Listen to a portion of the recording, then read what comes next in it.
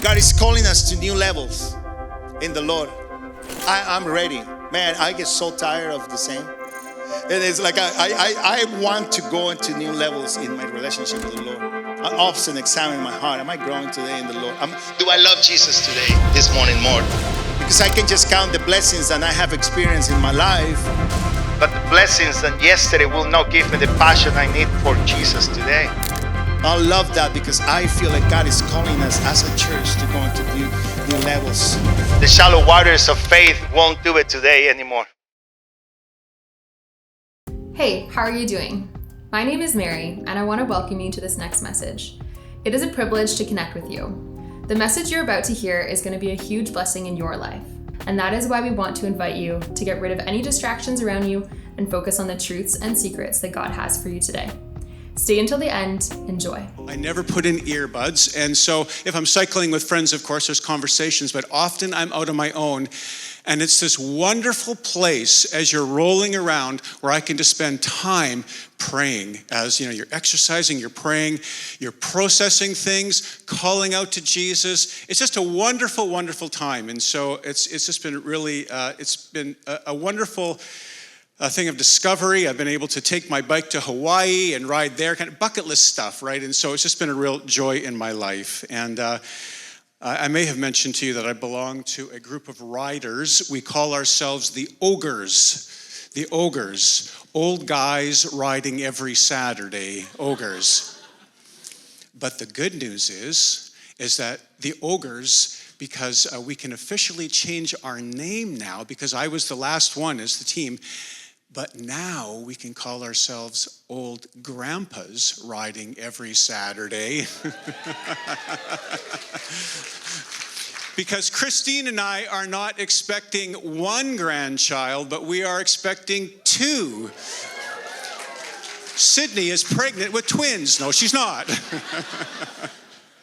Both Zach and Sydney and Ben and Maya are pregnant, and so we are just, in fact, if you were to go out, if it's a clear night tonight, and you were to go outside and get some binoculars and look up at the moon, you're going to see Christine and I somewhere over top of that, over that moon. I have, I know some of you do too, it's a riding app called Strava. Exercise app called Strava, and I looked it up, and I have over these 5-6 years have been on 937 rides that involve 33,000 kilometers and about 1,400 hours spent on the bicycle. However, there has been 3 fiery trials that I have experienced while I have been riding, what I would call crashes. The latest one came on Family Day just 13 days ago, and I'll explain more in the moments ahead. But what I will tell you is that I went down very hard, and I broke my clavicle, my collarbone, and I broke 4 ribs. And this past Friday, actually, it was delayed, it was put off a little bit. This past Friday, I was able to go in and have a surgery on my clavicle where they have inserted a plate with 7 screws. And so going through airport security will be alarming for the rest of my life. And so, however, you're a little bit nervous, right? Because you're going under a general anesthetic, and it's, that's a little bit hard, and, your heart rate's up and that sort of thing. And then this wonderful lady at the surgical center came in, and she just started to talk with me and engage, and we're just have this wonderful conversation, and I just calmed right down. And so, what was her name again? Oh yes, Lisa McDonald,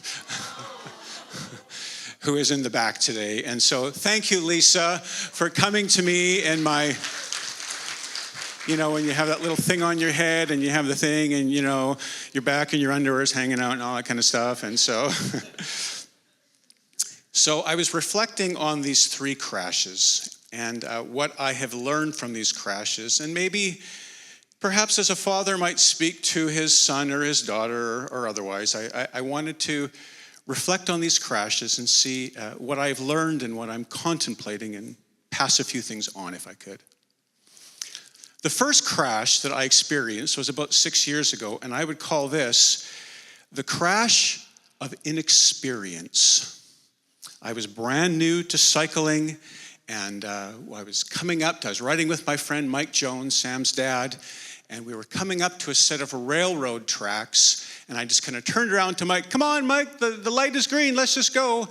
And I didn't know the lesson because I was so inexperienced that when you cross over railroad tracks on a bicycle, if the railroad tracks are going this way, you want to make sure that you cross over them this way. Well, I didn't really know that. And so the railroad tracks went this way, and I kind of started to cross them this way, and sure enough, your wheels get caught into the track and crash, down I went. I think what it was that I had all sorts of enthusiasm and passion for this newfound hobby of mine, cycling, but it certainly outpaced my wisdom and my experience.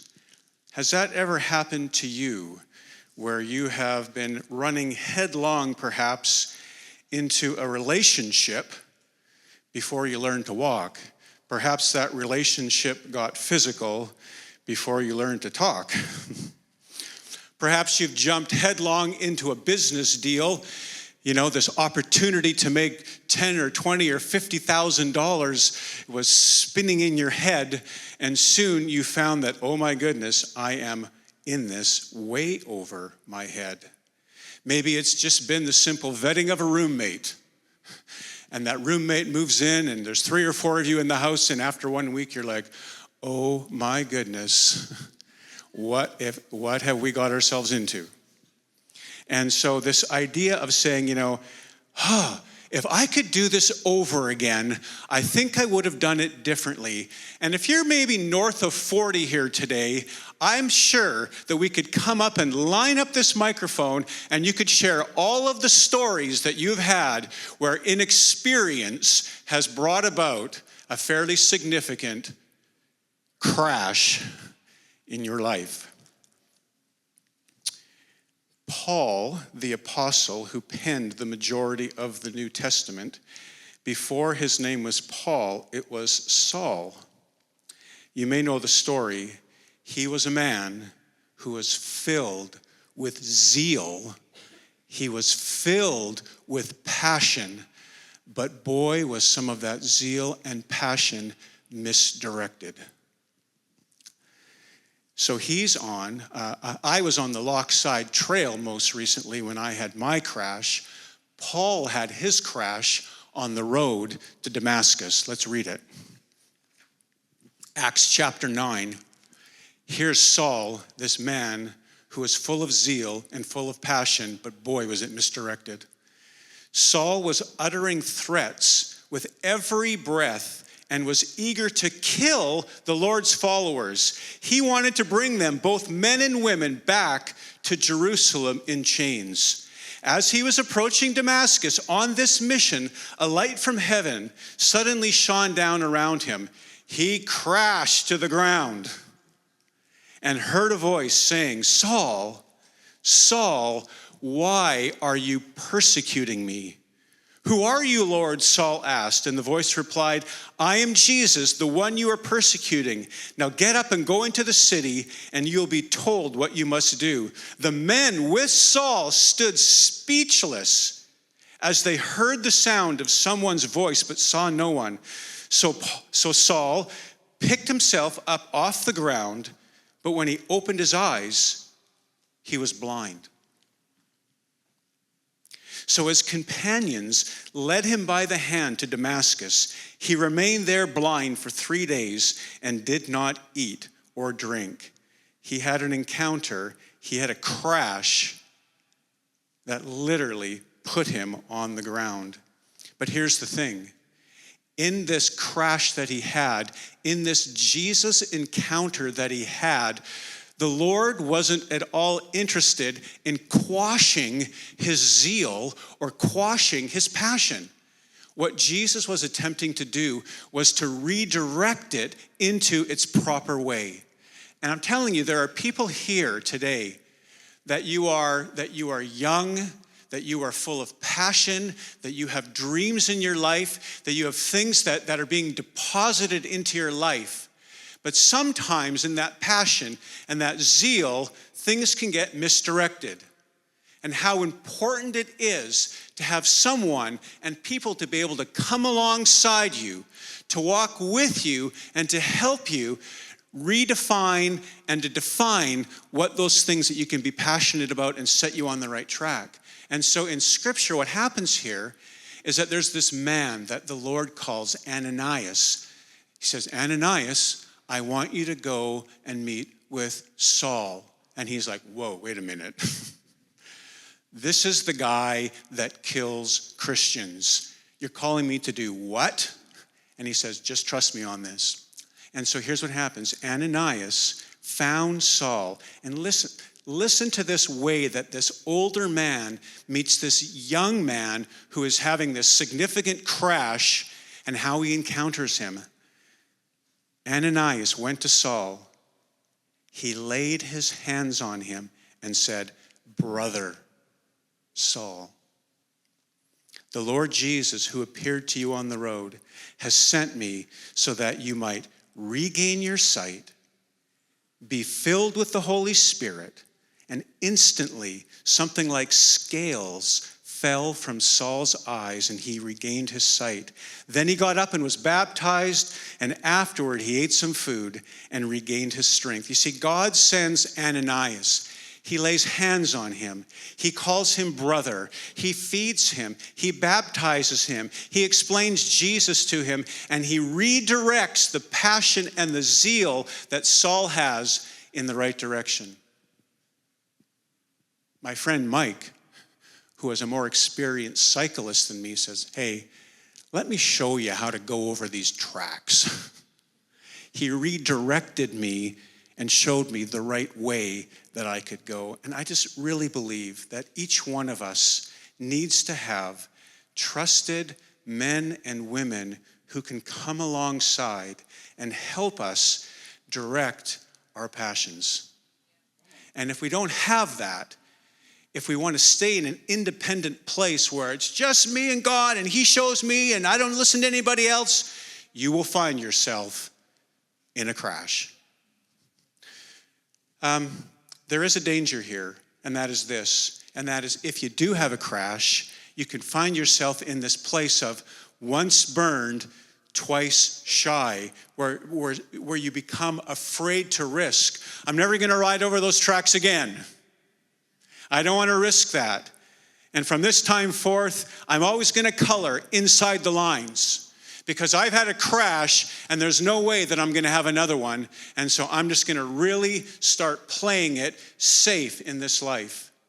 And I can tell you, playing it safe will never be the direction that the Lord will lead you in. He's still wanting to lead us and direct us and guide us, even if we've had a significant crash and failure.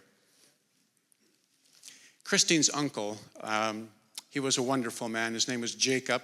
He was Dutch, so Oom Jaap, if you're Dutch here. He was this wonderful man. He was intelligent and smart, and he traveled the world and engaging, and he was just a wonderful, wonderful man. In his 20s, he was in love, and he had this terrible breakup.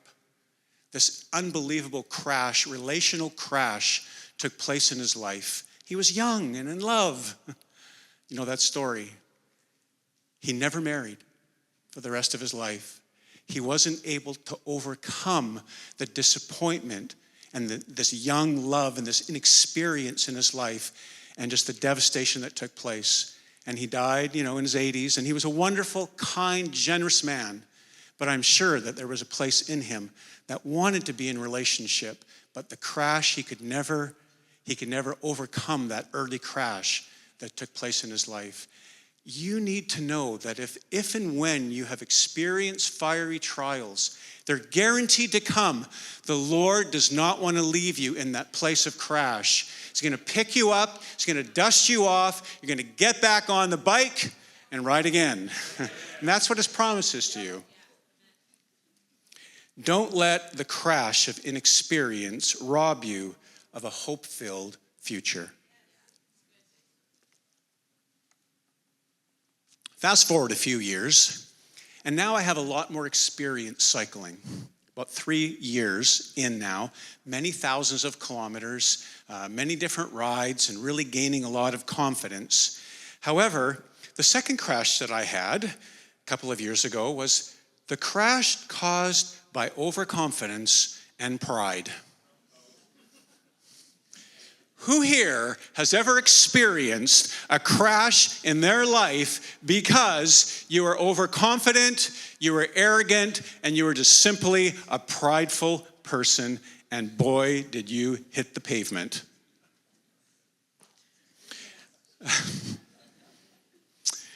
I was on Atkins Road. It's a downhill stretch. And again, because of my Strava app that I have, my Strava app had recorded that I had been down this hill and over the railroad tracks 140 times before, hitting it with all kinds of speed. But something was different that day. It was in May, a couple of years ago. It was a very dry season. It hadn't rained in a couple of weeks. And you know, then when it hasn't rained in a couple of weeks, then it does rain. You know, the roads are pretty slick. There was a car in front of me, and we usually chase cars down, and so we kind of slow down so we don't have to just wait for cars. And I remember thinking as I was coming down the hill in the wet, and I'm like, wait a minute, I'm at a different speed. The road is wet, and I feel like I'm on a slightly different angle. And then the thought occurred to me, you're good. You are a good rider. This is no problem for you, Jason. You've got it. You've got this. In a moment, down I went, and over the next 30 minutes, I hit my head, and I only have 30 seconds of memory. The only thing that I remember was that there was a lady standing beside me, and I guess she had walked me over to the side of the road, and I remember kind of looking up and seeing cars kind of stop, maybe 3, 4, 5 cars, and I have this Apple Watch, and it has fall detection, and so it recorded a 4-minute call to 911, of which I have no memory of. Like, I don't think we were talking or anything. And then this lady, I guess I was convincing enough that I was out on my feet. But I guess I was convincing enough because the lady left me there, and then off they went. And so there I am standing out on my feet, and I called Christine, and I said, Christine, I've had this crash, and I'm on Atkins Road, and we have a friend that lives by. I'm close to Tim's house. Could you come pick me up? And she's like, okay, yeah, I'm coming. And then about 3 minutes later, I phoned Christine. Hi, Christine, I've had this crash, and I'm on Atkins Road, and I'm close to Tim's place, and could you come pick me up? And so that was, I guess, what had happened, but I really have no memory of any of that taking place. I had suffered a fairly serious concussion. But 140 times over the road, I've got this, no problem at all. I'm just going to choose to ignore the circumstances around me. And as Proverbs 16:18 so clearly says, pride cometh before the fall. I didn't have canes, but instead I had putters, and I turned them upside down, and I used those putters as canes for the next 2 weeks. Here's the question for us. When confronted with our pride, when confronted with our own arrogance, how is it that we respond? You see, it's going to happen. Fiery trials, crashes, arrogance, inexperience, it's all going to happen. The question is, how are we going to respond? Let me tell you about the tale of 2 kings, the first 2 kings of Israel, and how each one responded to their arrogance and to their sin 2 different ways. The first king of Israel, King Saul. He was installed as king. In those days, there was always a prophet who was very close to a king, like a right-hand man to a king, to provide them with insight and wisdom and godly wisdom. And this man for Saul was Samuel. And I don't have time to get into the story. It's a wonderful story in 1 and 2 Samuel. I just don't have time to go there. But I'll just say this, that Samuel says to Saul this. You know, they've had these military victories and there's been some clear instructions. And he says, look, Samuel says this to the king. In a week's time, I'm going to come and join you. And this is really important. I'm going to bring burnt offerings. What we need to do is we need to bring burnt offerings and peace offerings to God. And so I'm going to do that. You need to wait, and I'll be there in about a week's time. Got it? Saul's like, got it. Well, 3 days goes by, not showing up. 4 days, 5 days, 6 days. He's like, where is he? And now Saul's army is starting to get nervous because there's another army that wants to kind of attack. And Saul's like, we got to do this sacrifice first, but where is the prophet? And it's just like, you know what? I'm just going to do it myself. He grew impatient. He grew fearful. He got mad. He's like, I'm the king. I'll just do it. And here's what the scripture says. This is reading from the Message. So Saul took charge. That's mistake number one. Bring me the burnt offering and the peace offerings. He went ahead and sacrificed the burnt offering. No sooner had he done it than Samuel showed up. Saul greeted him. Samuel said, what on earth are you doing? Now listen to this response, because this is the response that I would call is the blame shift. In his pride, he doesn't want to own it, and instead, let me see if I can shift the blame to someone else. Saul answered, when I saw that I was losing my army from under me, and that you didn't come when you said you would, and the Philistines were poised at Michmash, I said, the Philistines are about to come down on me. And I haven't yet come before God to ask for his help. So I took things into my own hands and I sacrificed the burnt offering.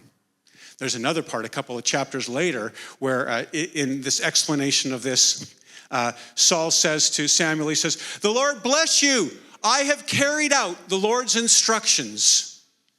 No, you in fact have not carried out the Lord's instructions. You see, this idea, when we're caught in our own pride and arrogance, if our first reaction is to want to blame somebody else, to blame shift, we're going to find ourselves in trouble. Anybody ever experienced that before? Because I'm telling you, it dates right back to the book of Genesis, right to Adam and Eve, right?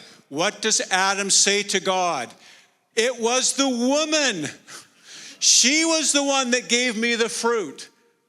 And what does the woman say? It was the serpent.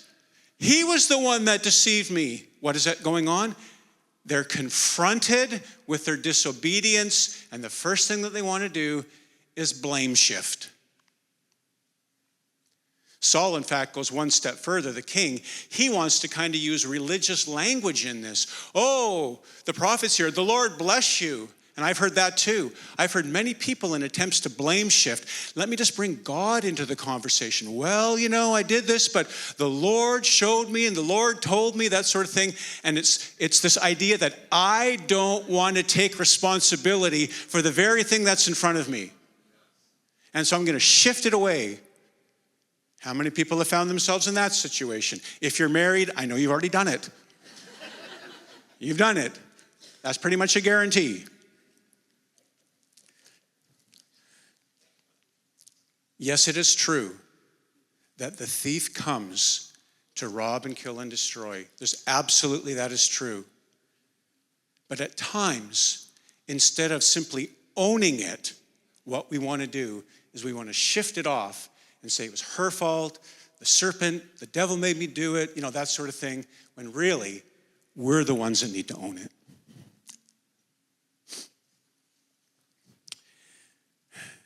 Saul's life completely unravels. He loses, really, even though he remains king. He's effectively lost the kingdom. He's effectively lost the kingdom.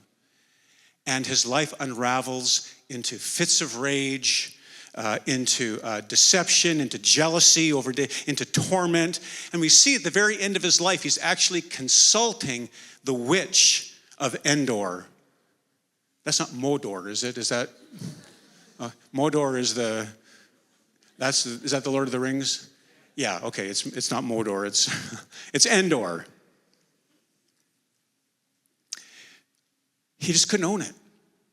Eventually, after all of that, he starts to say, okay, but it was too late. Contrast that with the next king of Israel, King David. And I'm telling you, David had, and we know many of us here, David had really significant crash. The scriptures record, this is one of the great lines in the Old Testament. In the springtime, when kings go to war, David, the king, stayed home. And he ventures out on, he's got the biggest house on the block, and he ventures out onto the patio, and he looks down, and oh my goodness, there's Bathsheba. And instead of being engaged in what he was supposed to be engaged in, he was at home, he was bored. Men, he's at home, he's bored, and temptation comes. And he falls into that temptation. He brings Bathsheba, right, into the palace, right? They have this encounter, this physical, sexual encounter. Then she leaves, and then she passes word back to him, I'm pregnant. And David's like, uh-oh, cue the deception. So David's like, okay, so Bathsheba is married to Uriah. He's off to battle with his guys. Let's bring Uriah in off the battlefield, and we'll set up a weekend for Bathsheba and Uriah at the Oak Bay Beach Hotel with chocolates and candles. And then, everything can take place, and it's like, oh, she's pregnant. Of course she is. Well, Uriah is this really honorable man. So David says, hey, go to your wife and sleep with your wife and come off the battlefield. But his men are out on the field. You know what he does? He sleeps at the palace gate. He won't do it. He's like, there's no way that I'm going to go and be with my wife and have this weekend at the Oak Bay Beach Hotel when my men are out there fighting. He won't go. And David's like, shoot, okay, what's the next thing? I know. Now it gets worse, doesn't it? You know the story. Many of you do. David then plots with his guys. He says, send Uriah out onto the front of the battlefield, and then when he's out there by himself, withdraw and leave him there by himself. Well, we know what happens, right? He gets killed. Well, God sends Nathan the prophet. Remember? Kings, prophets are close to kings. They speak words. And so Nathan the prophet comes to David and says, David, I just have a little story I want to tell you. Let's read this story together. So the Lord sent Nathan the prophet to David to tell him this story. There were two men in a certain town. One was rich and one was poor. The rich man owned a great many sheep and cattle. The poor man owned nothing but one little lamb he had bought. He raised that little lamb, and it grew up with his children. It ate from the man's own plate and drank from his cup. He cuddled it in his arms like a baby daughter. One day, a guest arrived at the home of the rich man. But instead of killing an animal from his own flock and herd, he took the poor man's lamb and killed it and prepared it for his guest. Verse 5, David was furious. As sure as the Lord lives, he vowed, any man who would do such a thing deserves to die. You have to say it in the King James. Nathan points out his finger at David and says, thou art the man. Thou art the man. David caught in this web of lies and deception, of adultery and murder. But guess what? As bad as that was, in that moment, David did not blame shift. David did not try to make any excuses up. It pierced him to his heart. And he just said, I have sinned against God. I have sinned. And Bathsheba, and Uriah, and the kingdom. Were there consequences for that sin? Absolutely. There were consequences, but David maintained the kingdom because in his moment of desperation, he realized, as awful as it was, he was going to throw himself at the mercy of God. And you know what? Whatever the circumstances that you find yourself in this life, no matter where you are at, when we come to the place where in our pride, in our arrogance, in our rage, whatever that looks like, we throw ourselves down at the mercy of God and say, I have sinned, he meets us right in that place and ministers to us. Are there consequences for the actions that we have committed? You better believe it. But are we in a right place with God and we stay in a place with God? Yes, we do. Amazing. It's amazing to me that, fast forward hundreds of years and Jerusalem is called the city of David. That at times Jesus, when he walked this earth, was called the Son of David. When confronted with our pride, with our arrogance, with our sin, how is it that we respond? I just want to say this. This is a particularly vulnerable place for middle-aged and older men, especially if you've been successful and you've had some wins in your life. You are particularly vulnerable to this.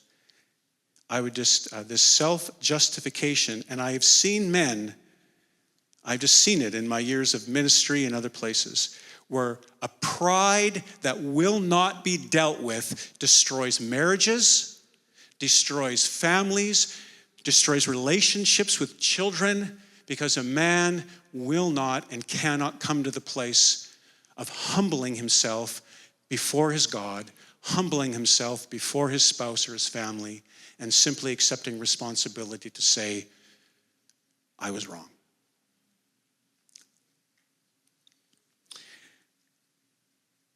So I guess the question for us is this. We're going to have crashes. Do we want to respond like a Saul? Shift blame, self-justification, spiritual platitudes? Or do we want to respond like David, an arrow to our hearts, accepting responsibility and just dealing with it? The choice is ours. Third one. Last one. This is the one that happened just 13 days ago. And this is the crash that takes place. It's actually caused by someone close to you. So I'm riding down the Lochside Trail, and as I've done hundreds and hundreds of times, and somebody stopped. They're riding a bicycle, and they stopped up ahead, like 50, 75 meters ahead. And if you've ever been on those trails, you know that there's a middle kind of painted line. He was kind of straddling the line a little bit, but more so in the right hand, more so this lane. And so you do what I've done hundreds of times before. And if you're a cyclist, you would know this. You just simply, either if you have a bell, you ring the bell, or you just call out, passing left, and that's what I did. I called that out. Now, he didn't turn around, he didn't see me, but right when I just got to him, at the moment that I arrived, he'd stopped, his bike was between, it all happened so fast, but he just swung his leg off the bike like that. So I avoided the collision, but it was wet out. And you know how your bike gets in between that place of the pavement and then hits the gravel, the overcorrection, and down I went, hard. And, broke my clavicle, broke four ribs, and it was just really painful. And so there were these angels, these 3 ladies. They were cycling. One was 81, one was 71, and one was in between. And they just came and gathered around me. A nurse who was there, who was running past, stopped. And somehow they said, want us to call an ambulance. But like any cyclist, it's like, they probably put my bike in an ambulance. And so I can't do that. Can't lose my bike. So I said, no, I just, somehow I managed to get onto my feet, and I walked about 75 meters. I called Zach, at family day, right? He was off. It's like, Zach, can you come pick me up? And so he did, and he's smart. And Zach says, Dad, we're not going to go to Vic General. I'm taking you to San Pen because it's easier there. And so he drove me up to San Pen. Sure enough, of course, it's family day. They're loaded in there. You can't breathe very well. And so when you can't breathe, then it's like, that's a fast pass. And so I got the Disney fast pass, past everybody, which was good. And, because they're thinking, did you puncture a lung or something, right? And so, which didn't happen. So that was good. See, this crash wasn't a crash that was maybe my fault per se, but it was somebody close to me crashed, and I was taken down as a result. And I just want to say that there are circumstances in our lives where people who are close to us experience a significant crash, a grenade goes off in their life, and we are hit with the shrapnel and we go down. Whether that be a parent, a child, a spouse, maybe a boss, the company crashes, you lose your job, a close friend. But the question is, when this type of crash happens, how are we going to respond? Do we go down the path that leads to forgiveness, or do we go the more dangerous route where we get caught in the trap of bitterness and resentment toward the person who caused this crash in your life? So Peter approaches Jesus, and he says to Jesus, I need to ask you a question, Jesus. Matthew chapter 18 and verse 21 and 22, he says, when Peter came to Jesus and asked, Lord, how many times shall I forgive my brother or sister who sins against me? Up to 7 times? Jesus answered, I tell you, not 7 times, but 77 times. And in fact, in the King James, the theologians wrestle there with the wording. It's not 7 times, it's 7 times 70 times, 490. Essentially saying continually contend for a gracious and forgiving heart. You see, this is the core. If you're here today and you're a Christian, this is the core of the gospel. Forgive as you have been forgiven. Colossians 3 and 13, forgive as the Lord forgave you. Ephesians 4 and 32, be kind and compassionate to one another, forgiving each other, just as in Christ God forgave you. Now, as mentioned earlier, as I said, that the crash of arrogance can sometimes be particularly difficult for men, middle-aged men and women. The crash of another, and which leads to bitterness and resentment, can often trip up. This is just my observation, just a general statement, but can often trip up middle-aged and older women. Bitterness and resentment is something that needs to be resisted, whether that be bitterness toward a husband, toward a child, disappointments in life. Now, I want to note something here. What I'm talking about here, about this forgiving and having a forgiving heart toward others who have wronged you, this is not to say that, I'll just submit and forgive, and I'll forgive him, and I'll go back into this abusive relationship. And I'm not suggesting for a moment that people stay victims. Not that. So there's some clarity in that, okay?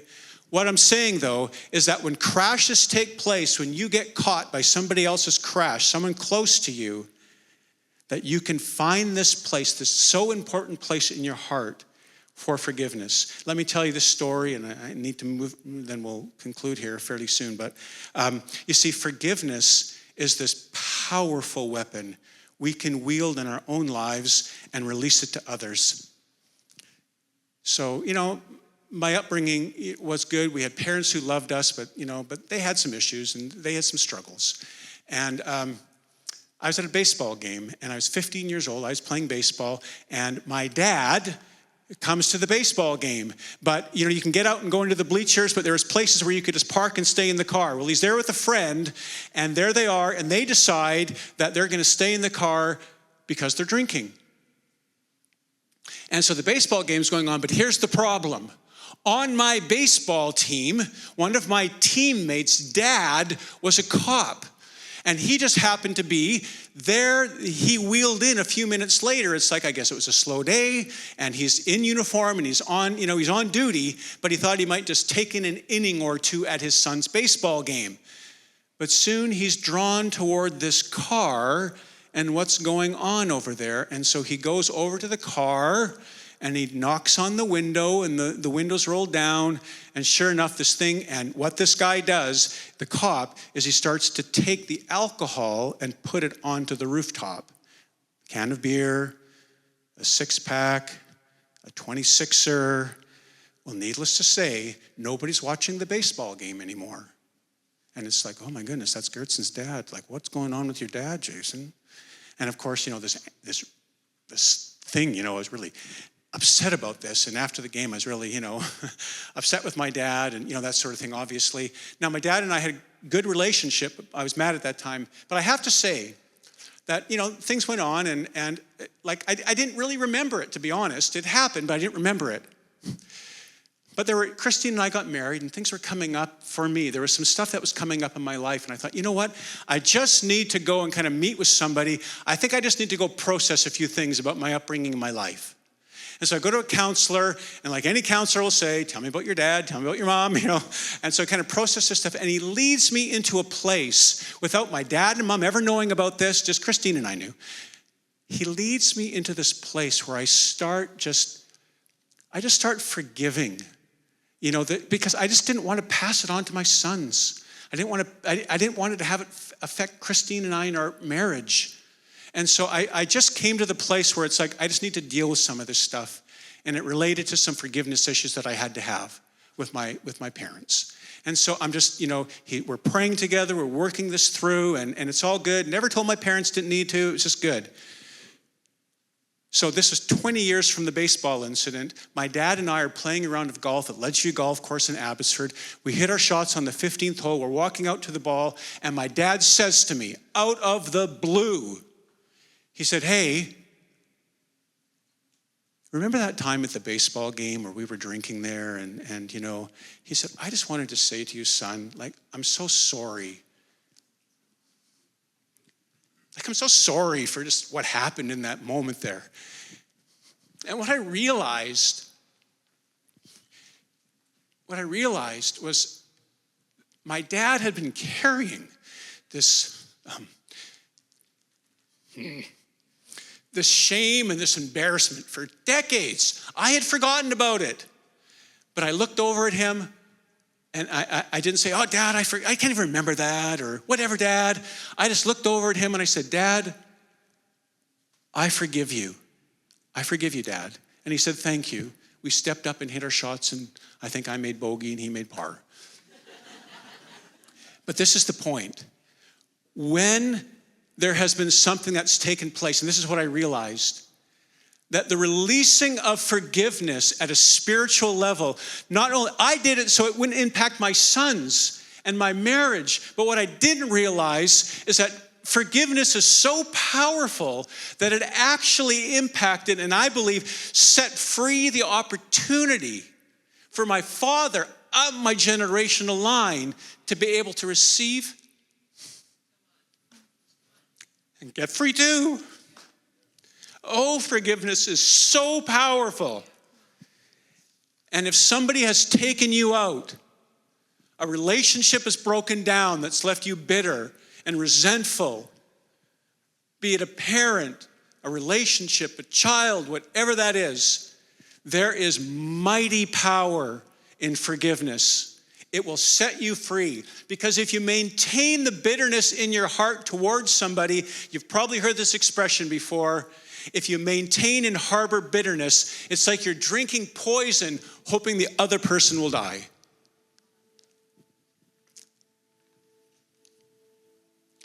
We have been forgiven. Christ suffered for our sins once and for all. He never sinned, but he died for sinners to bring you safely home to God. You know, there's a litmus test. The litmus test is this. If you approach somebody and say, "Boy, did you ever hurt me? Boy, did you ever wound me? But I've chosen to forgive you," you're probably still on the journey to forgiveness. I had a friend who said to me, "Unless they come to me and seek forgiveness, it's never going to be right." As if somehow it's incumbent on somebody else for forgiveness to be released in your life. Don't get caught in that trap. How do you know that you've been set free? How do you know that forgiveness has really taken place? Because the memory is still there, but there's no more pain associated with the memory. The hook has been taken out. No wincing, no pain. The core of the gospel is that we have been set free through Christ, his redemptive work on the cross, that we are forgiven and that we have the power to forgive others, even if they have wronged us, even if they have caused a crash in our lives. Let's stand together.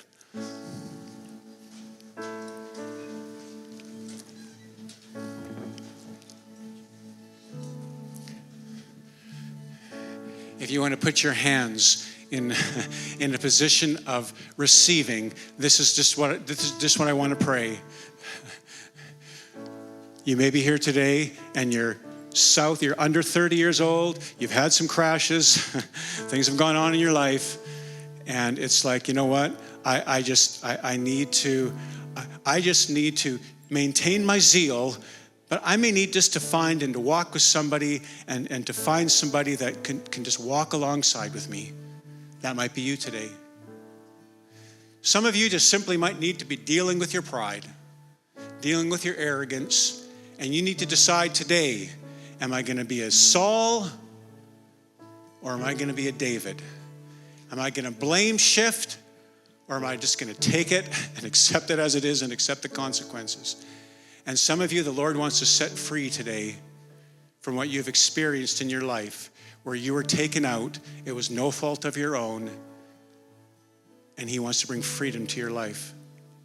So, Father, for each one of those who's experiencing this today, I pray in every circumstance that you would release your kingdom into the hearts and lives of each one here who has their eyes closed and who is just saying, "Lord, come and meet me." Well, that's all we have for you today. If you liked the message that you just heard, don't forget to like it. Let us know your comments below and share it with as many people as possible. Please follow us on Instagram, Facebook, and our website. If you're in Victoria, Canada, we would love to see you this upcoming Sunday. God bless you and see you soon.